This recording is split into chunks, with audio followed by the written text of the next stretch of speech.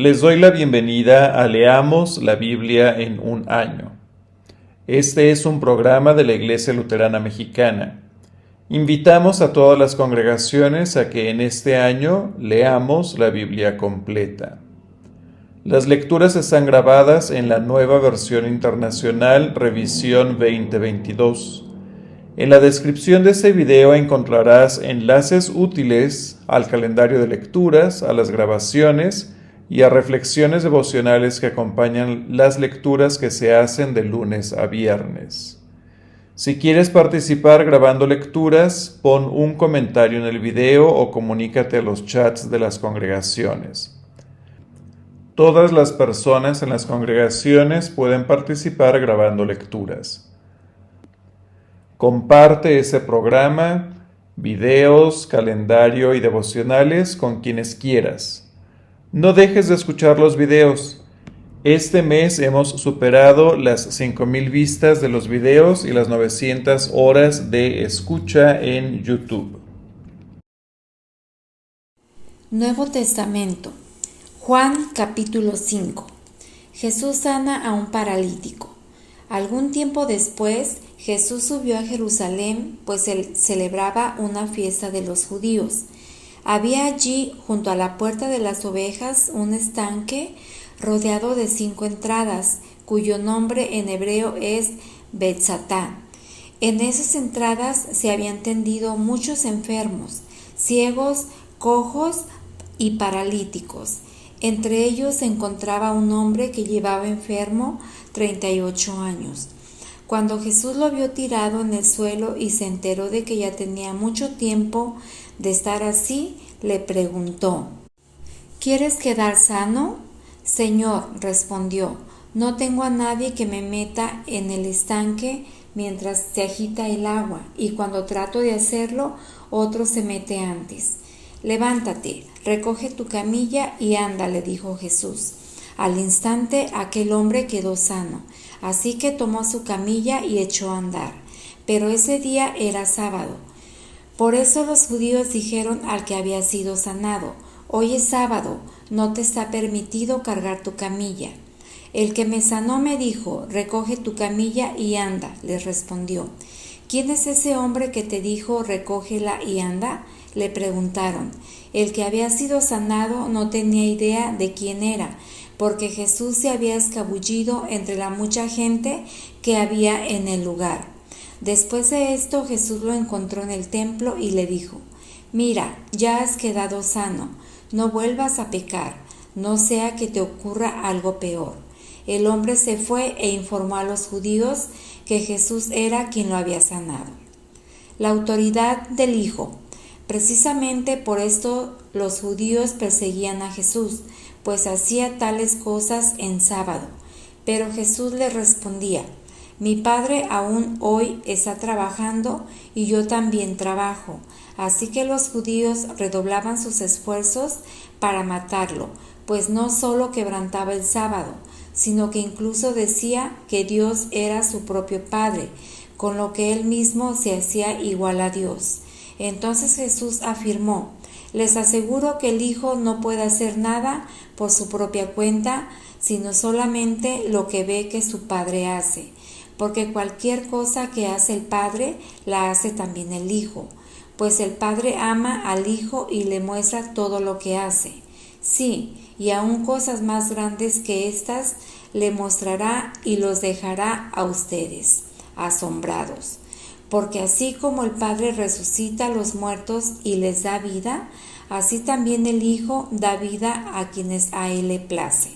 Además, el Padre no juzga a nadie, sino que todo juicio lo ha delegado en el Hijo, para que todos honren al Hijo como lo honran a Él. El que se niega a honrar al Hijo no honra al Padre que lo envió. Les aseguro que el que oye mi palabra y cree al que me envió, tiene vida eterna y no será juzgado, sino que ha pasado de la muerte a la vida. Les aseguro que ya viene la hora y ha llegado ya en que los muertos oirán la voz del Hijo de Dios, y los que la oigan vivirán, porque así como el Padre tiene vida en sí mismo, así también ha concedido al Hijo el tener vida en sí mismo, y le ha dado autoridad para juzgar, puesto que es el Hijo del Hombre. No se asombren de esto, porque viene la hora en que todos los que están en los sepulcros oirán su voz y saldrán de allí. Los que han hecho el bien resucitarán para tener la vida, pero los que han practicado el mal resucitarán para ser juzgados. Yo no puedo hacer nada por mi propia cuenta. Juzgo solo según lo que oigo y mi juicio es justo, pues no busco hacer mi propia voluntad, sino cumplir la voluntad del que me envió. Los testimonios a favor del Hijo. Si yo testifico en mi favor, ese testimonio no es válido. Otro es el que testifica en mi favor y me consta que es válido el testimonio que él da de mí. Ustedes enviaron a preguntarle a Juan y él dio un testimonio válido. Y no es que yo acepte el testimonio de un hombre, más bien lo menciono para que ustedes sean salvos. Juan era una lámpara encendida y brillante, y ustedes quisieron disfrutar de su luz por algún tiempo. El testimonio con que yo cuento tiene más peso que el de Juan, porque las obras que el Padre me ha encomendado que lleve a cabo y que estoy haciendo son las que testifican que el Padre me ha enviado, y el Padre mismo que me envió ha testificado en mi favor. Ustedes nunca han oído su voz, ni visto su figura, ni vive su palabra en ustedes, porque no creen en aquel quien él envió. Ustedes estudian con diligencia las Escrituras porque piensan que en ellas hallan la vida eterna, y son ellas las que dan testimonio en mi favor. Sin embargo, ustedes no quieren venir a mí para tener esa vida. No acepto que la gente me dé gloria. A ustedes los conozco y sé que no aman realmente a Dios. Yo he venido en nombre de mi Padre y ustedes no me aceptan. Pero si otro viniera en su propio nombre, a ese sí lo aceptarían. ¿Cómo va a ser posible que ustedes crean si reciben gloria unos de otros, pero no buscan la gloria que viene del Dios único? Pero no piensen que yo voy a acusarlos delante del Padre. ¿Quién los va a acusar en Moisés, en quien tienen puesta su esperanza? Si creyeran a Moisés, me creerían a mí, porque de mí escribió él. Pero si no creen lo que él escribió, ¿cómo van a creer mis palabras? Antiguo Testamento, segundo libro de Samuel, capítulo 13. Amnón y Tamar. Pasado algún tiempo sucedió lo siguiente. Absalón, hijo de David, tenía una hermana muy bella que se llamaba Tamar, y Amnón, otro hijo de David, se enamoró de ella. Pero como Tamar era virgen, Amnón se enfermó de angustia al pensar que sería muy difícil llevar a cabo sus intenciones con su hermana. Sin embargo, Amnón tenía un amigo muy astuto que se llamaba Jonadab, hijo de Simá y sobrino de David. Jonadab preguntó a Amnón: ¿Cómo es que tú, todo un príncipe, te ves cada día peor? ¿Por qué no me cuentas lo que te pasa? Es que estoy muy enamorado de Tamar, la hermana de mi medio hermano Absalón, respondió Amnón. Jonadab sugirió: acuéstate y finge que estás enfermo. Cuando tu padre vaya a verte, dile: por favor, que venga mi hermana Tamar a darme de comer. Quisiera verla preparar la comida aquí mismo y que ella me la sirva. Así que Amnón se acostó y fingió estar enfermo. Y cuando el rey fue a verlo, Amnón dijo: por favor, que venga mi hermana Tamar a prepararme aquí mismo 2 tortas y que me las sirva. David envió un mensajero a la casa de Tamar para que diera este recado: ve a casa de tu hermano Amnón y prepárale la comida. Tamar fue a casa de su hermano Amnón y lo encontró acostado. Tomó harina, la amasó, preparó las tortas allí mismo y las coció. Luego tomó la sartén para servirle, pero Amnón se negó a comer y ordenó: fuera de aquí todos. Una vez que todos salieron, Amnón dijo a Tamar: trae la comida a mi habitación y dame de comer tú.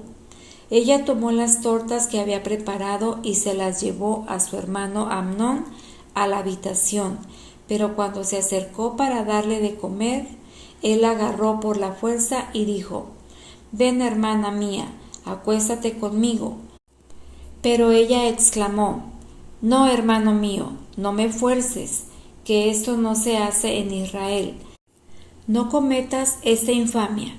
¿A dónde iría yo con mi vergüenza? ¿Y qué sería de ti? Serías visto en Israel como un depravado. Yo te ruego que hables con el rey. Con toda seguridad no se opondrá a que yo sea tu esposa». Pero Amnón no hizo caso, sino que, aprovechándose de su fuerza, se acostó con ella y la violó. Pero el odio que sintió por ella después de violarla fue mayor que el amor que antes había tenido. Así que dijo: «Levántate y vete, no me eches de aquí», respondió ella, «después de lo que has hecho conmigo. Echarme de aquí sería una maldad aún más terrible». Pero él no hizo caso, sino que llamó a su criado y ordenó: «Echa de aquí a esta mujer y cierra la puerta». Así que el criado la echó de la casa y luego cerró bien la puerta. Tamar llevaba puesta una túnica muy elegante, pues así se vestían las princesas vírgenes. Al salir se echó ceniza en la cabeza, se rasgó la túnica y con las manos a la cabeza se fue por el camino llorando a gritos. Entonces su hermano Absalón dijo: «Así que tu hermano Amnón ha estado contigo. Pues bien, hermana mía, cálmate y no digas nada. Toma en cuenta que es tu hermano». Desolada, Tamar se quedó a vivir en casa de su hermano Absalón. El rey David, al enterarse de todo lo que había pasado, se enfureció. Absalón, por su parte, no le dirigía la palabra a Amnón, pues lo odiaba por haber violado a su hermana Tamar. Asesinato de Amnón. Pasados 2 años, Absalón convidó a todos los hijos del rey a un banquete en Baal-Hazor, cerca de la frontera de Efraín, donde sus hombres estaban esquilando ovejas. Además, se presentó ante el rey y dijo: «Este siervo suyo tiene esquiladores trabajando. Le ruego a su majestad venir con su corte». «No, hijo mío», respondió el rey, «no debemos ir todos, pues te seríamos una carga». Absalón insistió, pero el rey no quiso ir. Sin embargo, le dio su bendición. Entonces Absalón dijo: «Ya que usted no viene, ¿por qué no permite que nos acompañe mi hermano Amnón?» «¿Y para qué va a ir contigo?», preguntó el rey. Pero tanto insistió Absalón que el rey dejó que Amnón y sus otros hijos fueran con Absalón.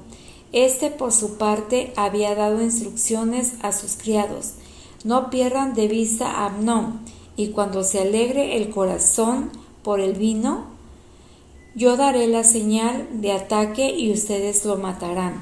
No tengan miedo, pues soy yo quien da la orden. Ánimo, sean valientes». Los criados hicieron con Amnón tal como Absalón había ordenado. Entonces los otros hijos del rey se levantaron, montó cada uno su mula y salieron huyendo. Todavía estaban en camino cuando llegó este rumor a oídos de David: «Absalón ha matado a todos los hijos del rey. Ninguno de ellos ha quedado con vida». El rey se levantó y, rasgándose las vestiduras en señal de duelo, se tiró al suelo. También todos los oficiales que estaban con él se rasgaron las vestiduras. Pero Jonadab, el hijo de Simá y sobrino de David, intervino: «No piense mi señor que todos los príncipes han sido asesinados, solo Amnón». Absalón ya lo tenía decidido desde el día en que Amnón violó a su hermana Tamar. Mi señor el rey no debe dejarse llevar por el rumor de que han muerto todos sus hijos, pues el único que ha muerto es Amnón. El centinela de la ciudad alzó la vista y vio que del oeste, por la ladera del monte, venía bajando una gran multitud. Entonces fue a decirle al rey: «Veo venir gente por el camino de Joronayín, por la ladera del monte». Mientras tanto, Absalón había huido. Jonadab comentó al rey: «Aquí llegan los hijos del rey, tal como yo le había dicho». Apenas había terminado de hablar cuando entraron los hijos del rey. Todos ellos lloraron a voz en cuello. También el rey y sus oficiales se pusieron a llorar desconsoladamente. Absalón en su huida fue a refugiarse con Talmai, hijo de Amiud, rey de Gesur. Pero el rey David lloraba todos los días por su hijo Amnón. Absalón se quedó en Gesur 3 años, y cuando el rey David se consoló por la muerte de Amnón, comenzó a sentir grandes deseos de ver a Absalón. Segundo libro de Samuel, capítulo 14. Absalón regresa a Jerusalén. Joab, hijo de Sarvia, se dio cuenta de que el rey extrañaba mucho a Absalón. Por eso mandó traer a una mujer muy astuta, la cual vivía en Tecoa, y dijo: «Quiero que te vistas de luto y que no te eches perfume, sino que finjas estar de duelo, como si llevaras mucho tiempo llorando la muerte de alguien». Luego Joab le ordenó presentarse ante el rey, explicándole antes lo que tenía que decirle. Cuando aquella mujer de Tecoa se presentó ante el rey, hizo una reverencia y se postró rostro en tierra. «Ayúdeme, su majestad», exclamó. «¿Qué te pasa?», preguntó el rey. «Soy una pobre viuda», respondió ella. «Mi esposo ha muerto». Esa servidora suya tenía 2 hijos, los cuales se pusieron a pelear en el campo. Como no había nadie que los separara, uno de ellos le asestó un golpe al otro y lo mató. Pero ahora resulta que toda la familia se ha puesto en contra de esa servidora suya. Me exigen que entregue al asesino para que lo maten y así vengar la muerte de su hermano, aunque al hacerlo eliminen al heredero. La verdad es que de esa manera apagarían la última luz de esperanza que me queda y dejarían a mi esposo sin nombre ni descendencia sobre la tierra. Regresa a tu casa, que yo me encargaré de ese asunto, respondió el rey. Pero la mujer de Tecoa respondió: «Mi señor y rey, que la culpa caiga sobre mí y sobre mi familia, y no sobre el rey ni su trono. Si alguien te amenaza», insistió el rey, «tráemelo para que no vuelva a molestarte». Entonces ella suplicó: «Ruego a su majestad invocar al Señor su Dios para que quien deba vengar la muerte de mi hijo no aumente mi desgracia matando a mi otro hijo». «Tan cierto como que el Señor vive», respondió el rey, «te aseguro que tu hijo no perderá ni un solo cabello». Pero la mujer siguió diciendo: «Permita mi señor y rey que esa servidora suya diga algo más. Habla, ¿cómo es que intenta usted hacer lo mismo contra el pueblo de Dios? Al prometerme el rey estas cosas, se declara culpable, pues no deja regresar a su hijo desterrado. Así como el agua que se derrama en tierra no se puede recoger, así también todos tenemos que morir. Pero Dios no nos arrebata la vida, sino que provee los medios para que el desterrado no siga separado de él para siempre. Yo he venido a hablar con mi señor el rey porque hay gente que me ha infundido temor. He pensado, voy a hablarle al rey, tal vez me conceda lo que le pida, librándonos a mí y a mi hijo de quien quiere eliminarnos, para quedarse con la heredad que Dios nos ha dado. Pensé además que su palabra me traería alivio, pues mi señor el rey es como un ángel de Dios que sabe distinguir entre lo bueno y lo malo. Que el Señor su Dios esté con usted». Al llegar a este punto, el rey dijo a la mujer: «Voy a hacerte una pregunta y te pido que no me ocultes nada. Dígame usted, ¿acaso no está Joab detrás de todo esto?». La mujer respondió: «Tan cierto como que mi señor y rey vive, su pregunta ha dado en el blanco. En efecto, fue su siervo Joab quien me instruyó y puso en mis labios todo lo que he dicho. Lo hizo con el propósito de cambiar la situación, pero mi Señor tiene la sabiduría de un ángel de Dios y sabe todo lo que sucede en el país. Entonces el rey llamó a Joab y le dijo: Estoy de acuerdo, anda, haz que regrese el joven Absalón. Postrándose rostro en tierra, Joab hizo una reverencia al rey y le dio las gracias, añadiendo: Hoy sé que cuento con el favor de mi señor y rey, pues usted ha accedido a mi petición. Dicho esto, Joab emprendió la marcha a Gesur y regresó a Jerusalén con Absalón. Pero el rey dio esta orden: que se retire a su casa y que nunca me visite. Por tanto, Absalón tuvo que irse a su casa sin presentarse ante el rey. En todo Israel no había ningún hombre tan admirado como Absalón por su hermosura. Era perfecto de pies a cabeza. Tenía una sola cabellera tan pesada que una vez al año tenía que cortársela, y según la medida oficial, el pelo cortado pesaba 200 siclos. Además, tuvo 3 hijos y una hija. Su hija, que se llamaba Tamar, llegó a ser una mujer muy hermosa. Absalón vivió en Jerusalén durante 2 años sin presentarse ante el rey. Un día pidió a Joab que fuera a ver al rey, pero Joab no quiso ir. Se lo volvió a pedir porque Joab se negó a hacerlo. Así que Absalón dio esta orden a sus criados: Mire, Joab ha sembrado cebada en el campo que tiene junto al mío. Vayan y préndanle fuego. Los criados fueron e incendiaron el campo de Joab. Entonces éste fue enseguida a casa de Absalón y reclamó: ¿Por qué tus criados han prendido fuego a mi campo?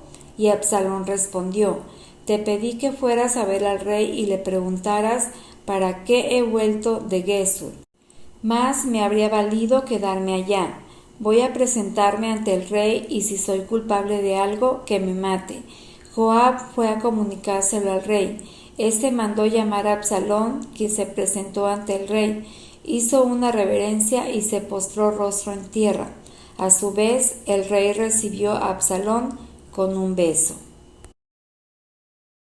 Segundo libro de Samuel, capítulo 15. Absalón conspira contra David. Pasado algún tiempo, Absalón consiguió carros de combate, algunos caballos y una escolta de 50 soldados. Se levantaba temprano y se ponía a la vera del camino, junto a la entrada de la ciudad.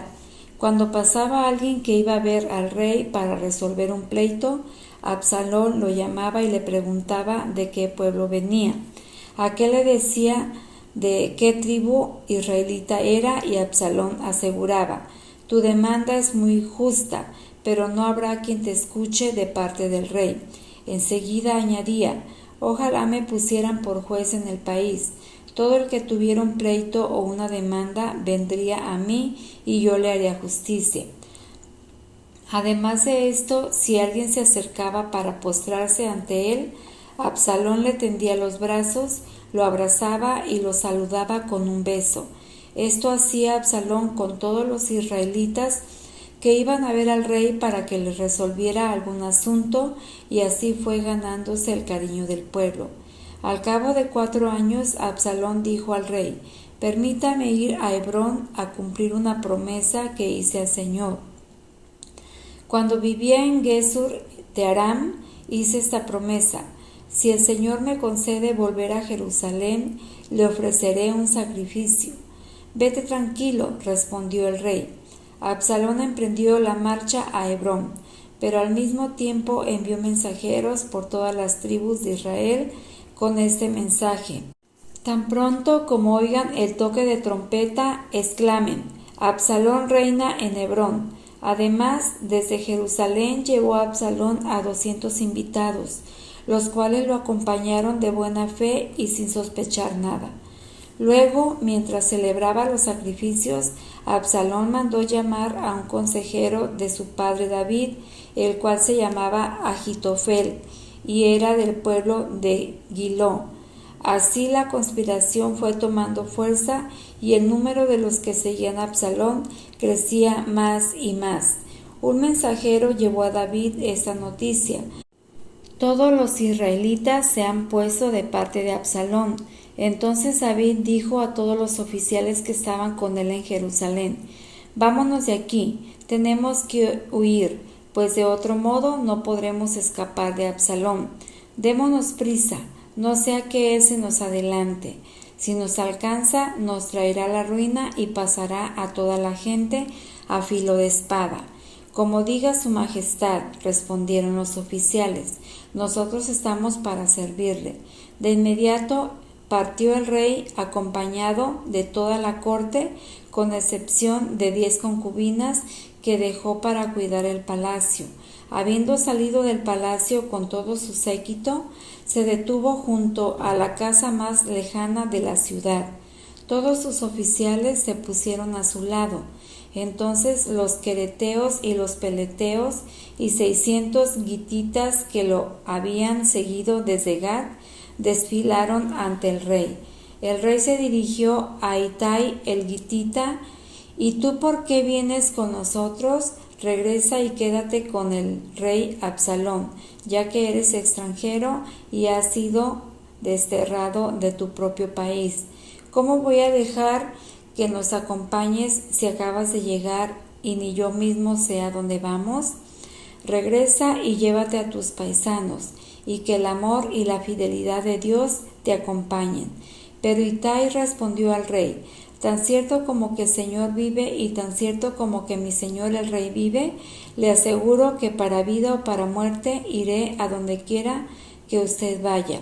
Está bien, contestó David, ven con nosotros. Así que Itai el gitita marchó con todos los hombres de David y con las familias que lo acompañaban.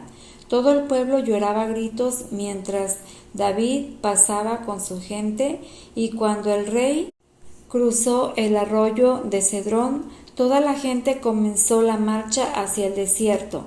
Entre ellos se encontraban también Sadoc con los levitas que llevaban el arca del pacto de Dios. Estos hicieron descansar el arca en el suelo, y Abiatar ofreció sacrificios hasta que toda la gente terminó de salir de la ciudad. Luego dijo el rey al sacerdote Sadoc: devuelve el arca de Dios a la ciudad. Si cuento con el favor del Señor, él hará que yo regrese y vuelva a ver el arca y el lugar donde él reside. Pero si él me hace saber que no le agrado, quedo a su merced y puede hacer conmigo lo que mejor le parezca. También dijo: como tú eres vidente, puedes volver tranquilo a la ciudad con Abiatar y llevarte contigo a tu hijo Ahimás y a Jonatán, hijo de Abiatar. Yo me quedaré en las llanuras del desierto hasta que ustedes me informen de la situación. Entonces Sadoc y Abiatar volvieron a Jerusalén con el arca de Dios y allí se quedaron. David, por su parte, subió al monte de los olivos llorando, con la cabeza cubierta y los pies descalzos. También todos los que lo acompañaban se cubrieron la cabeza y subieron llorando. En esto informaron a David que Ahitofel se había unido a la conspiración de Absalón. Entonces David oró: Señor, te ruego que fracasen los planes de Ahitofel. Cuando David llegó a la cumbre del monte donde se adoraba a Dios, se encontró con Husai, el arquita, que en señal de duelo llevaba las vestiduras rasgadas y la cabeza cubierta de tierra. David le dijo: si vienes conmigo vas a hacerme una carga. Es mejor que regreses a la ciudad y le digas a Absalón: Majestad, estoy a su servicio. Antes fui siervo de su padre, pero ahora lo soy de usted. De ese modo podrás ayudarme a desbaratar los planes de Ahitofel. Allí contarás con los sacerdotes Sadoc y Abiatar, así que manténlos informados de todo lo que escuches en el palacio real. También contarás con Ahimás, hijo de Sadoc, y con Jonatán, hijo de Abiatar. Comuníquenme ustedes por medio de ellos cualquier cosa que averigüen. Husai, que era amigo de David, llegó a Jerusalén en el momento en que Absalón entraba en la ciudad. Segundo libro de Samuel, capítulo 16, del 1 al 14. David y Siba. Un poco más allá de la cumbre del monte, David se encontró con Siba, el criado de Mefiboset, que llevaba un par de asnos aparejados y cargados con 200 panes, 100 tortas de uvas pasas, 100 tortas de higos y un odre de vino. ¿Qué vas a hacer con todo esto?, preguntó el rey. Siba respondió: los asnos son para que monte la familia de su majestad, el pan y la fruta son para que coman los soldados, y el vino es para que beban los que desfallezcan en el desierto. Entonces el rey preguntó: ¿dónde está el nieto de tu amo? Se quedó en Jerusalén, respondió Siba.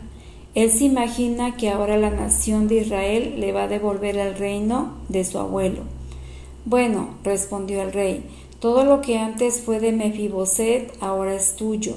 Humildemente me postro ante usted, exclamó Siba, que cuente yo siempre con el favor de mi señor y rey.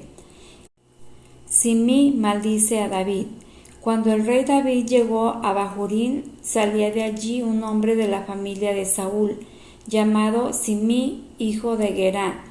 Ese se puso a maldecir y a tirarles piedras a David y a todos sus oficiales, a pesar de que las tropas y la guardia real rodeaban al rey.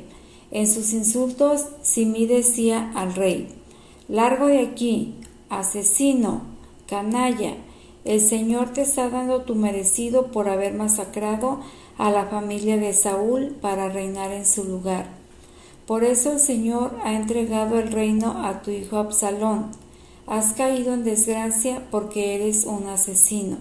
Abisai, hijo de Sarbia, dijo al rey: «¿Cómo se atreve este perro muerto a maldecir a mi señor el rey?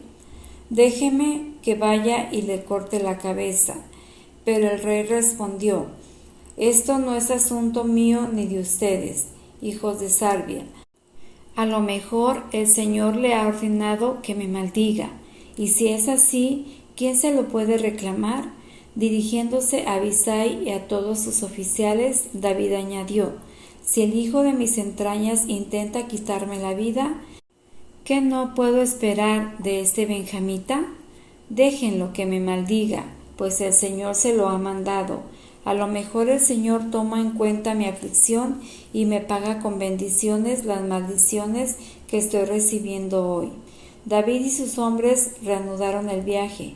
Simí, por su parte, lo seguía por la ladera del monte, maldiciendo a David, tirándole piedras y levantando polvo. El rey y quienes lo acompañaban llegaron agotados a su destino, así que descansaron allí. Esta es palabra del Señor. Que la presencia de Cristo Jesús que encontramos en la Biblia ilumine nuestras vidas para compartir el amor de Cristo Jesús a quienes nos rodean. Les invitamos a seguir leyendo la Biblia en un año. Hasta la próxima.